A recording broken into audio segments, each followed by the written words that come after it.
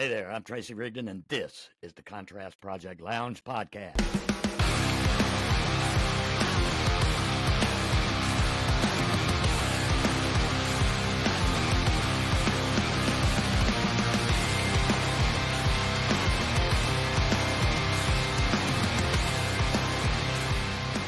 Often random, but always relevant, always real, and practically nothing is off limits. This podcast is for you. Are you ready for this? Let's do it. Welcome back to the program, guys, and thank you so much for joining us today. I have with me, joining me today, is a spiritual guide and so much more, the lovely Miss Summer Van Mun. Summer, how you doing? I'm doing great. Thank you so much. It's a pleasure to be here with you, Tracy. Well, as we were talking before, I told you before that I do have a background in the medical business, but it's so much more. What you do is so much more. It's a lot different than when I was in the trauma business. But you had mentioned to me in a conversation once when we were chatting online about your practice and spiritual guidance, the labyrinth of deception, those kinds of things. But what I wanted to ask you first, before we get into that, what I wanted to know was there a pivotal moment? What was it that made you decide to start practicing this? I think it was a collective buildup throughout my life. My father was a chiropractor, and so I had that in my background. I helped him in his practice, even growing up. So I've always had a really big, strong curiosity and affection for anatomy and physiology. Mm-hmm.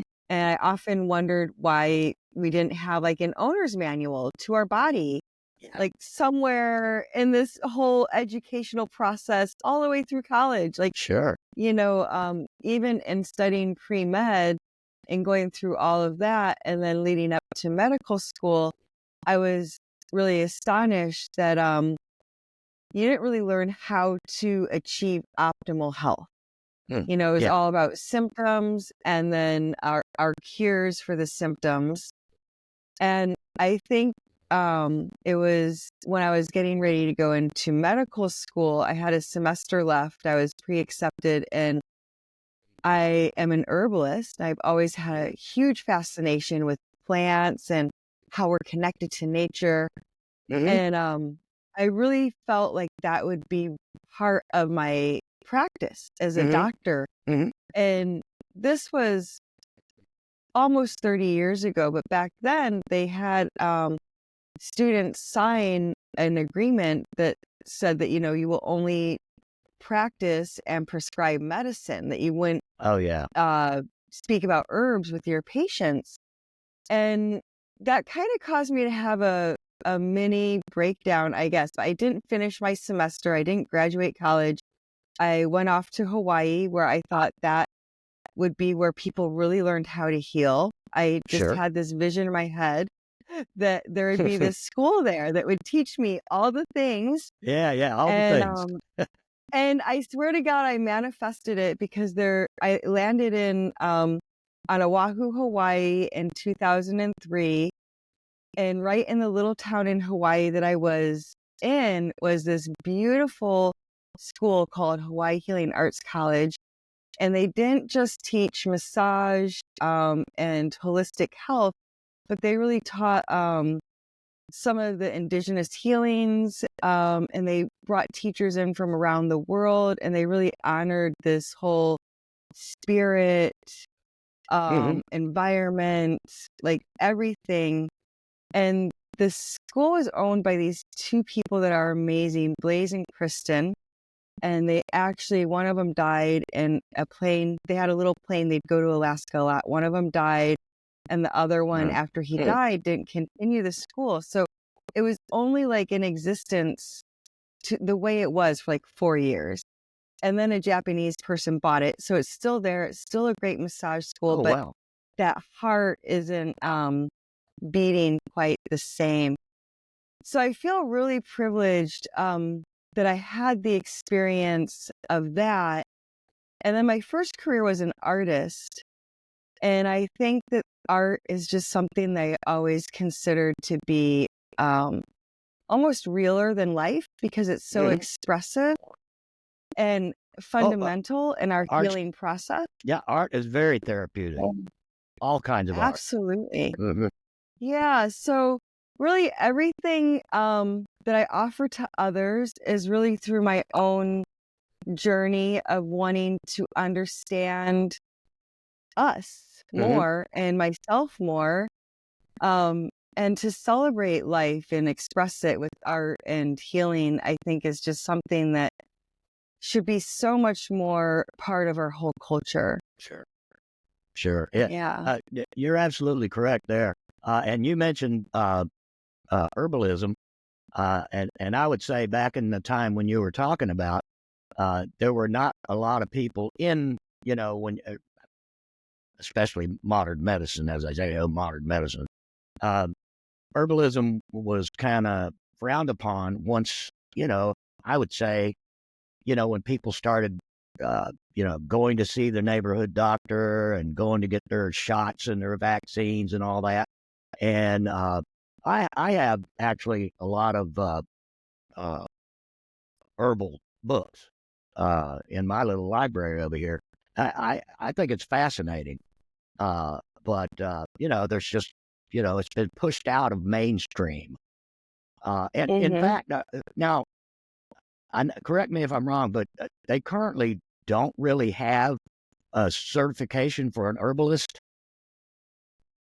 There actually is a certification. Oh, I okay. do not know much about it. However, there is a school here in Jacksonville, the Florida Holistic School, or no, Florida School of Holistic Health. Mhm. And the woman who owns it now, Kimberly, is fabulous. And she's doing everything that she can to make sure that it's at the highest standard possible. Oh, So that's really an exciting resource that we have here in Jacksonville. that's fantastic. It really is. It really is. When we were talking before too, so let's scurry on along here. You had mentioned to me in our conversation, about, and we just said that guiding people through the labyrinth of deception, desire, and stress. Uh, that's a lot going on there. uh, yeah, yeah. Can, can you unpack what you mean by that? And how it relates to your work as an LMT and a spiritual guide. I think what I help my clients with a lot is first off just feeling centered again Mm-hmm. and empowered to be able to make their own choices. Like you said, talking about herbs, for a long time, there's been this effort to disengage us from being the masters of our own health and for Mm-hmm. seeking health through natural remedies and even kind of poo-pooed and frowned upon. Yeah, it is. Um, yeah, and still is to today to an extent. So I think that what I can do for people is because I've been in the health related field for so long, not only as a practitioner, um, but through my own healing and Mm-hmm. seeking answers and needing care myself, I've become familiar with a lot of different therapies and can kind of help people understand what might work for them. Like a lot of people I see don't even know the difference between a psychiatrist or a psychologist. That is They might true. not even know what a chiropractor does. Mm-hmm. They might be completely afraid of acupuncturists. Mm-hmm. So a lot of people aren't even aware of what we do have and how it might help them, or if there is something that they should, um, like, should they go ahead and have the hip replacement if it's causing them a lot of pain? Sure. And then actually, this might be something that nothing else will help and it'll increase their well-being like that, even though it's a medical thing, Mm-hmm. right? Mm-hmm. So there are a lot of medical answers and solutions that are definitely the best. Sure. But when it comes to a lot of like chronic inflammatory diseases or autoimmune diseases, and the medical response is basically a drug, and then maybe even therapies that are uncomfortable, I offer people a way of finding comfort and also a higher purpose for why they're going through such a challenge. Mhm. That's what I was going to ask you. I was going to ask you that next is how do you help your clients, navigate, the stress and how their overwhelming feeling, that you described as designed to literally kill us. Yeah, well, a lot of what I help clients do, once again, is tuning into their own, like we all know what is best for us, but Hmm. there's so Sure. many things going on to disconnect us from our own intuitive answers, even for ourselves. So I help them reconnect that really through centering, self-care, meditations, Hmm. a lot of just positive psychology and um, positive coaching and really practical guidance. Hmm. The spiritual part, I will channel advice for them by using different shamanic techniques. Okay. And this can be incredibly enlightening because it can allow us to see the situation that we are so stressed out and like just mad, mad at God, mad at the universe for Oh yeah. like, why us? Why this, And what I love about the spiritual work that I've been trained to do is it's really just channeling a lot of love, our ancestors, our guidance, um, to be able to see what they're going through in another perspective. Sure. Okay. So that can really, although it might not fix anything or, miraculously heal someone, it can definitely give people uh, a sense of power. Hmm. It can also enlighten them to a sense of compassion for themselves. And it can make moving through something that's horrible a little bit easier. Oh yeah. Grief can be a debilitating thing. Um, Absolutely. Grief and depression, right up there at the top of the list. Um, if you, in your experience now, um, how do your, how do stress and let's say like you mentioned, deception manifest physically in the body, and how can what you do as a with massage or energy work help release those tensions? Yeah. Well, okay. Stress is a killer. Okay. Yeah, it So is. stress has been scientifically proven just to kill us. And so a lot of what comes through in my channeled guidance is wisdom that helps people navigate that stress. And some of it can be very simple self care. Some of it can be information that maybe they need to illuminate their situation so that Okay. they can move forward in a more empowered manner. Deception is usually a terrible, terrible thing, especially in this world where we have to go through so much just to find out if what we are reading is real or not. Hmm. However, deception for our bodies can be really amazing. There's a biologist I'm sure you're familiar with, maybe Bruce Lipton, who's Yes. been, yeah, and he really has drilled home how deception can be very good as far as us communicating to our body. And it really kind of explains how a positive mindset can be even more powerful than the situation we're going through. So Sure. I tell people all the time to lie to themselves. like, like with my Well, there you chronic go. neck pain, I'm like, oh my gosh, my neck is just getting better all the Well, time. oh, It's well, just so awesome today. I do it. I do it every morning. I tell myself, "You are not this freaking old." Yeah. What? No, actually, one study, yeah, actually does support that like lying to you about your own age can and like thinking that you're younger can actually support your cells in being younger. Yeah, yeah. So what, Yeah. you're like 50? 50, yeah. I 45. yeah, yeah, yeah, yeah. I I am retired. Let me just put it that way. Uh, so yeah, so crawling out of the bed every morning, I do. I'm like, you cannot be this freaking old already. But we were mentioning, about centering and all this kind of stuff, and I mention this in a lot of my podcasts when we have people like yourself, people in therapy and those who like long distance swimmers and runners and people that do these things that don't talk about it much. Mm-hmm. There's professionals and everything out there that they get up before the crack of dawn, go to the gym, blah blah blah, and nobody even knows it. Nobody knows it because they do their Mm-hmm. daily grounding. My daily grounding. I live in the woods, and I've got a huge piece of property out behind the house, and I've got a herd of feral cats, and I do.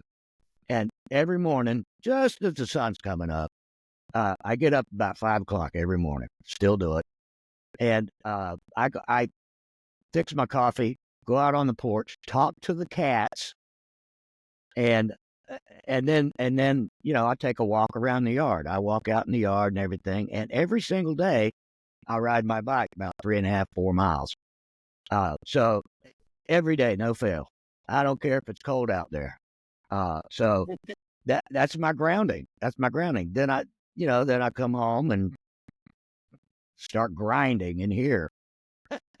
So yeah, everybody's got their own, morning routine or evening routine, but it helps.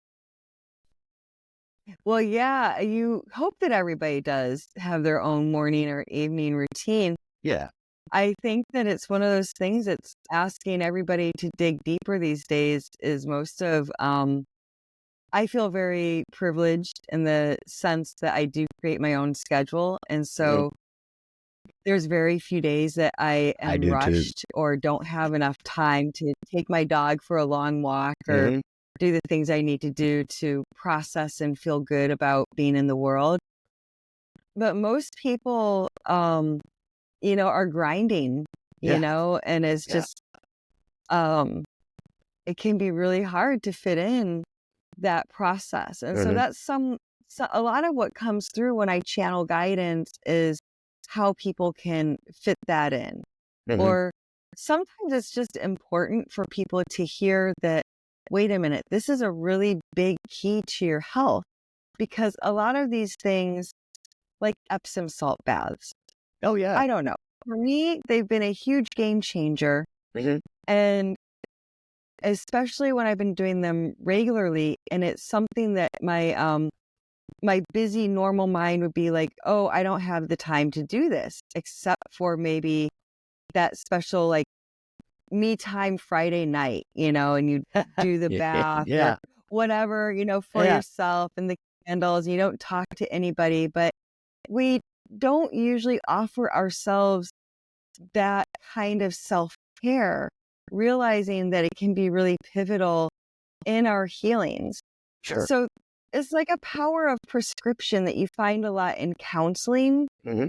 or even from the doctor. Like doctors, not often, but I have known doctors that would prescribe seriously sugar pills because they don't know what else to do, but they know they have to give their patients something. Oh And that's Lord. better than nothing, you know? And Placebo so effect. placebo effect. Yeah. And so Hmm. I think that there's a lot of power. And I've seen it in counseling many times with my son and even myself and friends. Like somebody can tell you a simple thing, but it comes at the right time from the right person. And then we can start to really take that information seriously. Yeah. Yeah. Excuse me. You had mentioned, everybody grinding, and you make your Mm. own schedule. Um, I make my own schedule, and yet I still grind 10 to 12 hours during the day. Well, whether it be in my office or in my studio, and so I'm still grinding. I just don't. I'm just not on the clock, quote. But Mm-hmm. you had also mentioned, the emotional and mental struggles and anxiety and stress and all these things that are caused by societal pressures. So is there a way that you integrate uh, spiritual guidance into your practice when you address those mental and, emotional struggles that are caused by societal pressures. Because not Oh, everybody's anxiety or whatever absolutely. comes from societal pressures. Some of it's from yeah, Absolutely. some of it may be coming from trauma of some sort, but societal pressures Oh, particularly. societal pressures, so aside from having a routine that helps us ground and connect ourselves, energy is so real. A lot of what I've Hmm. been using to heal my own self with has been sound and light. And Sure. it makes me always remember how, like, if we compress all the matter in the whole world, will end up with something like the size of a grapefruit or something. And that most of everything is energy and space. And there's so much power with our thoughts. And so the way that energy works is like if you just imagine yourself in a blue bubble and you're really can see that very vividly and like you're really sealed in there. That blue light is it radiates truth and it's very protective. And so that will keep um a little bit of like everything kind of bouncing off of you. Hmm. The other thing I really stress to people is our breath is something that is always there filling us up. Remember, like we're mostly space. So when we're breathing in, we can remember that that is our connection to everything. Sure. Everything is connected by this air, right? So use it as an opportunity to breathe in what you want and then exhale everything that is inside of you that you don't want, which for most people will allow us to exhale for a long time, which is important. When we focus on our exhale, it helps our nervous system tremendously. And then we keep focusing too on breathing in what we want. And before we know it, we're actually inhaling and exhaling what we want. And this can just shift our energy from going in those basically ruminating thought patterns that can be sticking us in negative frequencies that can actually prohibit us from attracting what we really want in our lives. Sure. Where when we can just try to be present with our breath and remember that we're energy and that we can keep deflecting and tuning in. The other really powerful thing is prayer. Hmm. And this can be really powerful for people that already do pray to God or Jesus or Buddha or Mother Mary or something. Some people need to be told that it's okay to talk to Source, God, whoever they're praying to directly, and that they will be heard. Hmm. And even for people that don't necessarily find a particular connection to religion, it can be hugely profound and alleviating to just speak to the universe Right. or even speak your thoughts out loud, maybe just in an open room. A lot of like talking to ourselves like is such a thing. We don't want to look crazy that Hmm. it can actually stop us from expressing what we feel, what we need. And so just to open that channel Hmm. in whatever space somebody feels safe, whether it's their closet or a church or a room with others, sharing the same things, um, they have to speak about what they're going through somehow. Sure. Sure. Uh, I uh Yeah. I don't meditate every day, but that has been my practice. I actually I don't pray. I actually have, but I actually have some prayer beads. Uh, and I do roll them around in my hand when I'm meditating, and I've had them for probably 20 years. Oh, that's beautiful. Yeah, Yeah, meditation is so powerful. oh yeah, oh yeah. I used to have a really nice little pillow that I could a Indian pillow. I actually got it at Midnight Sun. Oh gosh, years ago, and I lost it in a move. Oh What? no. Yeah. What happened? What had happened was I I moved, after I retired from the hospital, I moved to Costa Rica for a couple of years. And, when I came back, and that's one of the blue zones, by the way, or it used to be. It used to be. But yeah, I left my pillow there when I came back. So when I got back and unpacked the the container, I was like, where in the hell is my pillow? So anyway, what You need a little push for your tush. I know. Well, I suffer from no acetol. Got none. Uh, Oh, that's funny. well, yeah. What what comes to mind is what are some of the biggest in your mind? What are the biggest obstacles preventing communities from accessing holistic solutions that that most people I would say desperately need, and how do you help overcome those barriers? I think the biggest barrier is money and time. Hmm. Just the resources. So a lot of times, even people with money don't want to spend the time to heal. And I get Sure. it because of my own healing. There's been some times when I've been I felt like my whole week was just appointments at, different kinds of doctors or doing different therapies that I actually felt like I needed. And it's tremendously burdensome Hmm. if that's what you're in. So I get where people don't necessarily feel like they have the time because everybody's grinding. Like you say, you're retired, but you're still grinding 12 hours. I make my own schedule and I'm self-employed, but I also just feel like a lot of times I just work for fun, different Yeah. ways, you know? Yeah. Yeah. Yeah. um so time is a big deal. And I think that the money is a big deal when we don't necessarily, it's hard to see the return. Hmm. Massage, even with its hands-on application, a lot of people still don't know that it actually has real solid benefits to your physical, mental health. Absolutely. Also, then energy work can be pivotal for many people. I've helped change their lives in one session where they feel like they've done so many other things.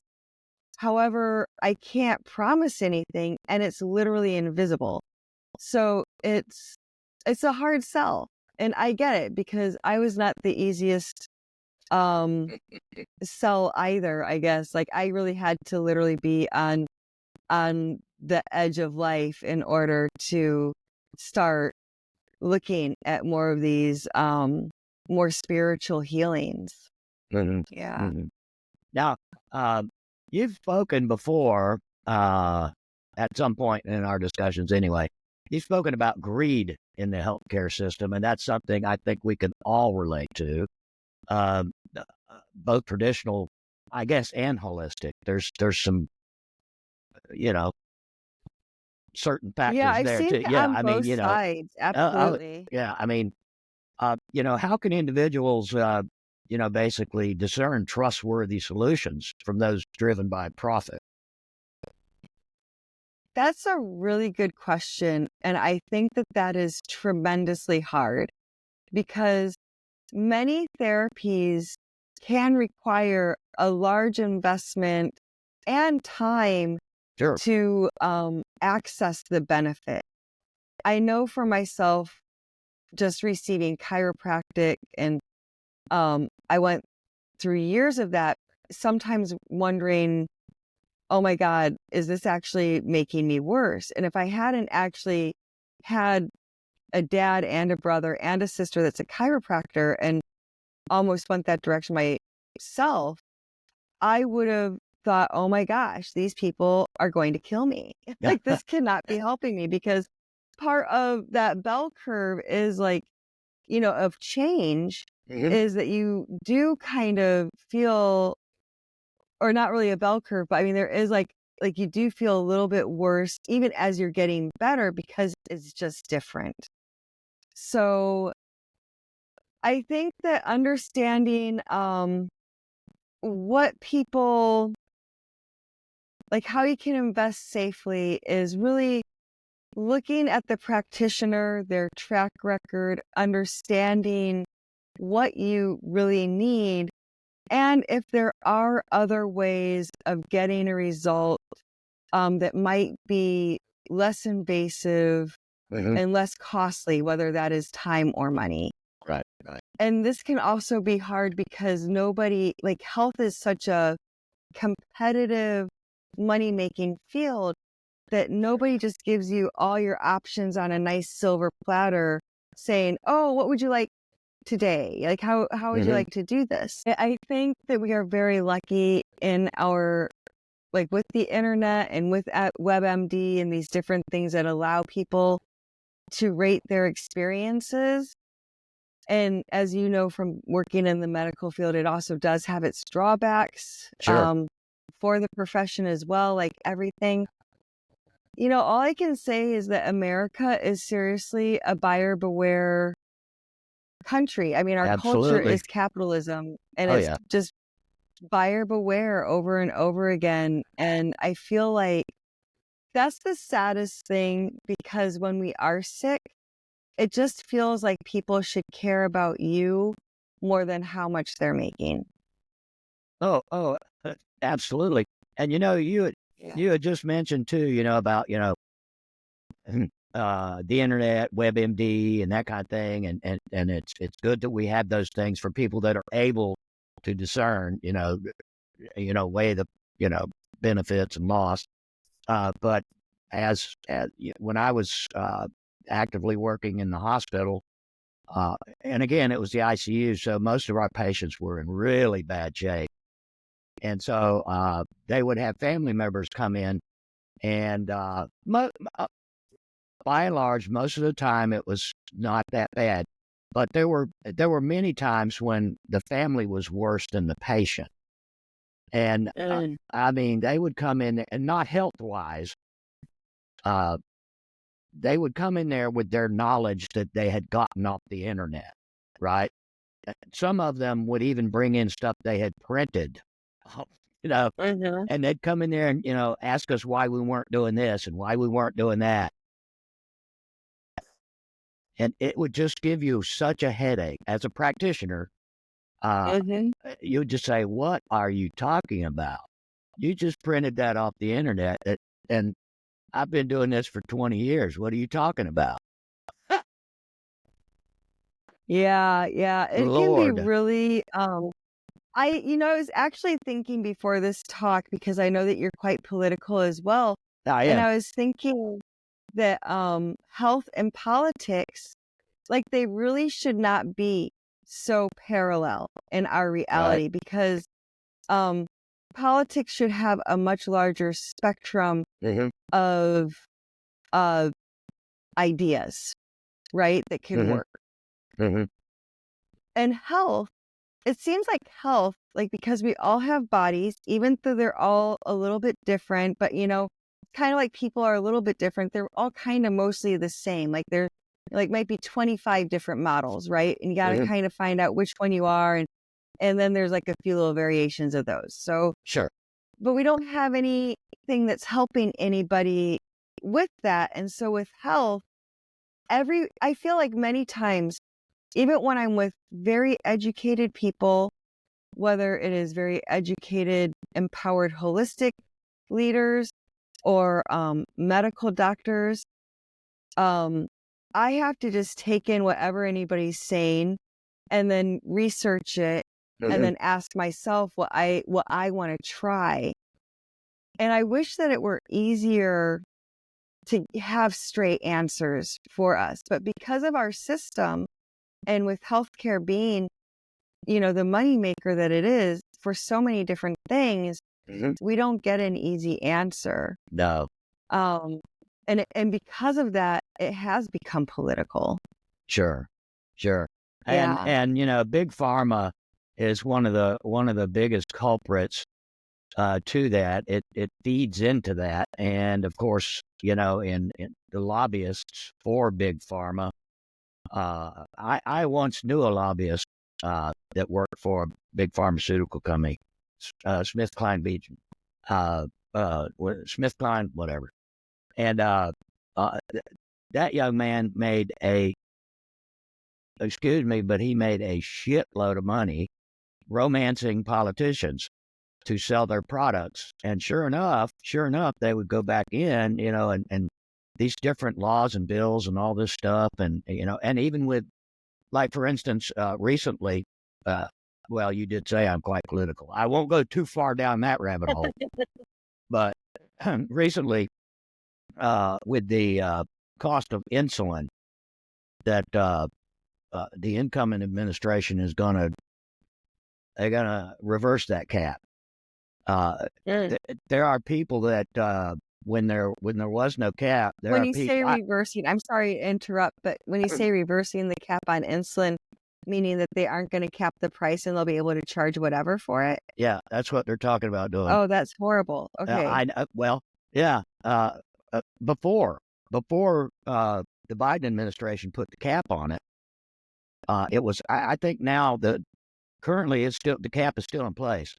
But before, there were people that were rationing their own insulin so that they could afford to have it during the month. And that's just not cool. Because if in the country, one of the richest countries, there should not be people that go broke paying for their medical care. However that is made to be, however we can make it possible, I don't know, but it should never be the case that people go bankrupt paying for their medical care. In particular, cancer treatment. That shit is expensive. My father has been going through cancer treatment, and each one of his chemotherapy sessions was well over $40,000 per session. And thank God he's got excellent insurance, but that is a lot of money. And let me tell you, that will bankrupt some families. Absolutely. It sure will. Absolutely. I've joked with some of my friends. I made a Facebook post not long ago. I was thinking, honestly, just like about all the people I know, and I think I could count like on my fingers the amount of people I know that I feel are in true vibrant health. And most people I know, even that are younger, in their 30s, the kids I know that in their 20s are still very healthy, but most of the people I know are battling some sort of autoimmune, chronic fatigue, getting sick a lot.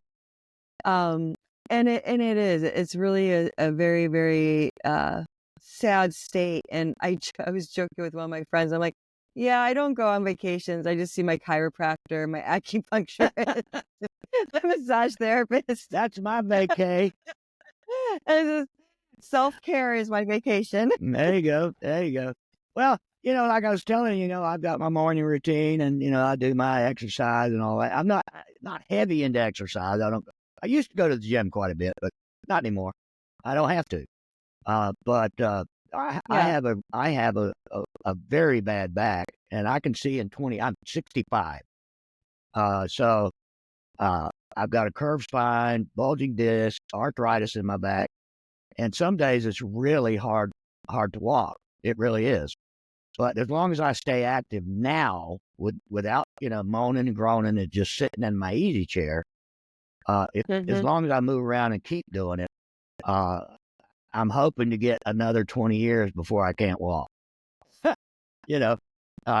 And even over the last few years, I've even developed kind of a noticeable limp. But it's just you have to stay active. You can't just become a couch potato. And sometimes it does hurt to move and walk. But you just got to do it. You've got to do it. It's one of those absolutes. We know that we're going to have taxes and there's going to be death involved. Kind of.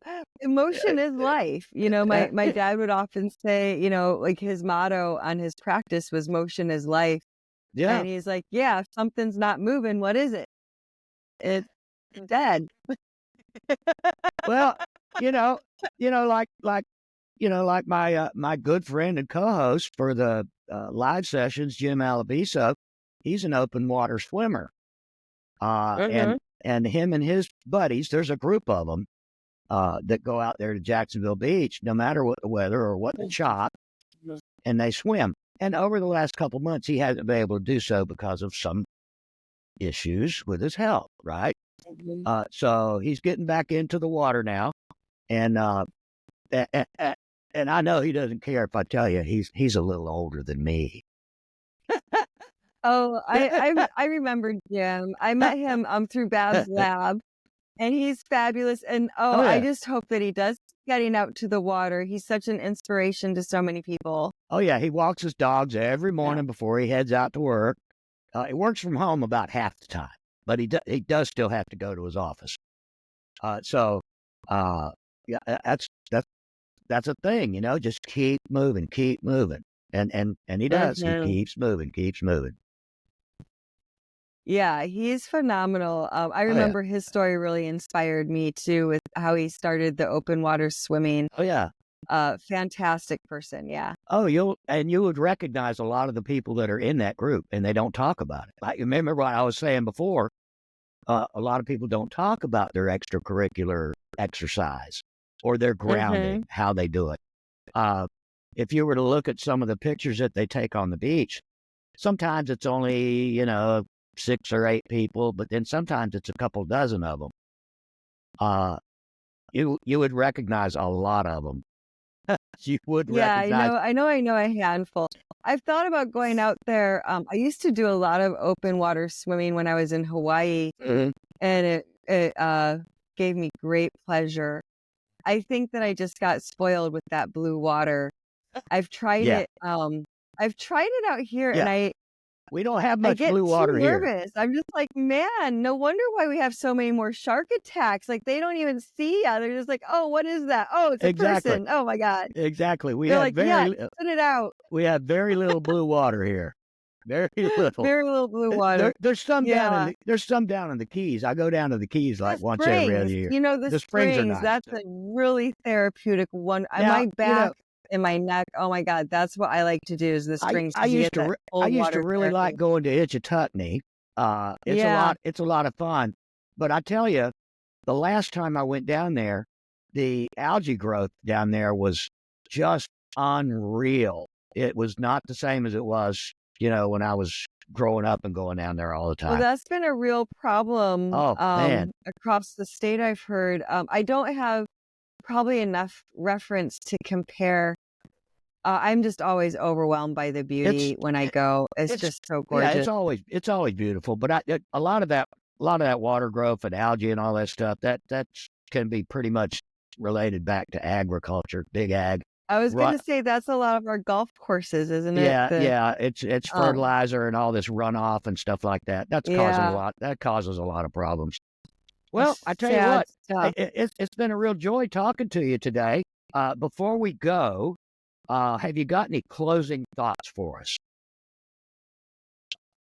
Oh my goodness. Well, I just think this year, everybody just reach out to people that you already know and care about. Make the time to do some grounding and consider your self care super valuable because Mhm. you are your primary caregiver. Oh, yep. You sure are. You sure are. That's it. Your body is your temple. Absolutely. Absolutely. Even you only This get one one of them. time in this one body. Yep. That's That's right. it. That's it. Although I am guilty of enjoying a nasty cigar once in a while. Well, our vices can actually Yeah, help us love life and enjoy it more. And so as uh, long, the key word is moderation, right? that's true. Moderation. That is true. That is true. Summer, again, it's been a joy, and thank you for joining me today and talking about your practice and some things that I hope our viewers and listeners gain something from it. It's a really positive message that you have. Oh, thank you so much for having me and for doing this. And it was such a pleasure to be here. Well, that's a wrap. Another fantastic episode of the podcast. You can find us on all the social media platforms, wherever you surf, Facebook, Instagram, Twitter X, Threads, wherever. Don't forget to like, share, and comment. And on our YouTube channel, don't forget to like, share, comment, and smash that subscribe button. If you're streaming audio for the podcast, you can find us wherever you get your favorite podcast programs. In the meantime, I like to tell everybody, take care of yourselves and each other. Until next time, peace.